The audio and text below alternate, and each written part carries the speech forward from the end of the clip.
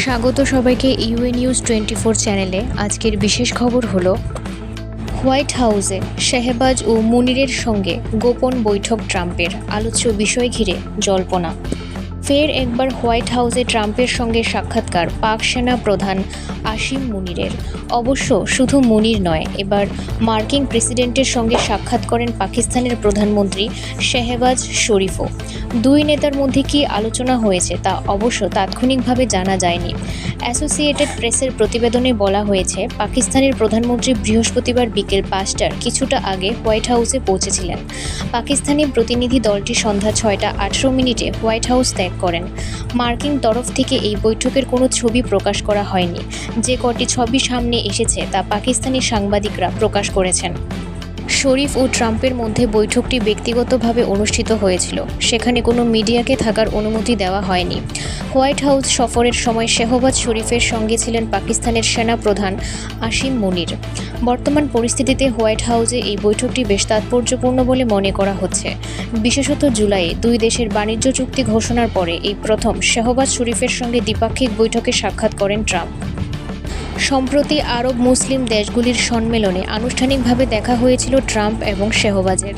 এর আগে বাণিজ্য চুক্তির ঘোষণার সময় ট্রাম্প বলেছিলেন যে মার্কিন যুক্তরাষ্ট্র পাকিস্তানে মজুদ তেলের ভাণ্ডার উন্নয়নে একসঙ্গে কাজ করতে চলেছে। তখন তিনি বড় গলায় বলেছিলেন, ভবিষ্যতে পাকিস্তানের থেকে তেল কিনবে ভারত।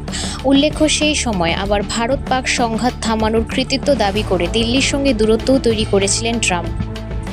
এদিকে ট্রাম্পের সেই বিশাল চুক্তি নিয়ে সম্প্রতি মার্কিন জ্বালানি সচিব ক্রিস রাইটকে প্রশ্ন করেন এক সাংবাদিক। জবাবে রাইট জানিয়ে দেন, তার কাছে এই নিয়ে কোনো আপডেট নেই। ট্রাম্পকে উদ্ধৃত করে সাংবাদিক প্রশ্ন করেন, মার্কিন প্রেসিডেন্ট পাকিস্তানের সঙ্গে বাণিজ্য চুক্তির ঘোষণা করে বলেছিলেন, পাকিস্তানের বিপুল জ্বালানি ভাণ্ডার থেকে তেল উত্তোলন করবে আমেরিকার সংস্থা। আমরা এই আবহে সংস্থা চূড়ান্ত করার কাজ করছি। ট্রাম্প দাবি করেছিলেন, ভবিষ্যতে ভারতকে তেল বিক্রি করবে পাকিস্তান। এই আবহে আমি জানতে চাই, এই তেল খোঁজার কাজে পাকিস্তানের সঙ্গে কতটা পারস্পরিক সহযোগিতায় এগিয়েছেন। সাংবাদিকের এই প্রশ্নের জবাবে মার্কিন জ্বালানি সচিব ক্রিস রাইট বলেন, আমি এই বিষয়ে এখনও কোনো মার্কিন সংস্থার সঙ্গে কথা বলিনি বা বিষয়টি খতিয়ে দেখিনি। তবে আপনার প্রশ্নের ভিত্তিতে আমি এই বিষয়টি নিয়ে খোঁজ খবর চালাবো। আমার শ্বশুর 30 বছর আগে পাকিস্তানে গ্যাস উত্তোলনের কাজের সঙ্গে যুক্ত ছিলেন। আর সবাই জানে পাকিস্তানে বিপুল পরিমাণ প্রাকৃতিক গ্যাসের ভাণ্ডার রয়েছে। তবে সেই ক্ষেত্রে বিনিয়োগ কমে গিয়েছিল, তাই গ্যাস উৎপাদন কমে গিয়েছে পাকিস্তানে। তবে সেই সব ভাণ্ডার এখনও সেখানেই আছে। প্রেসিডেন্ট ট্রাম্পের এই কথাগুলো আমার পছন্দ হয়েছে। আমেরিকান সরকার এবং আমাদের দেশের সংস্থাগুলি পাকিস্তানের সঙ্গে পার্টনারশিপ করতে আগ্রহী থাকবে।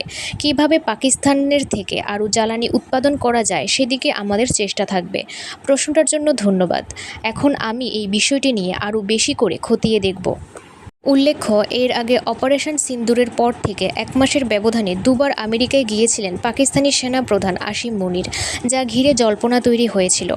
এদিকে পাকিস্তানের সঙ্গে জ্বালানি চুক্তি নিয়ে ট্রাম্প ঘোষণা দেওয়ার পর নিজের দেশে দাঁড়িয়ে মুনির দাবি করেছিলেন, বালুচিস্তানে খনিজ পদার্থ উত্তোলন থেকে পাকিস্তানের বাৎসরিক $2 বিলিয়ন লাভ হবে।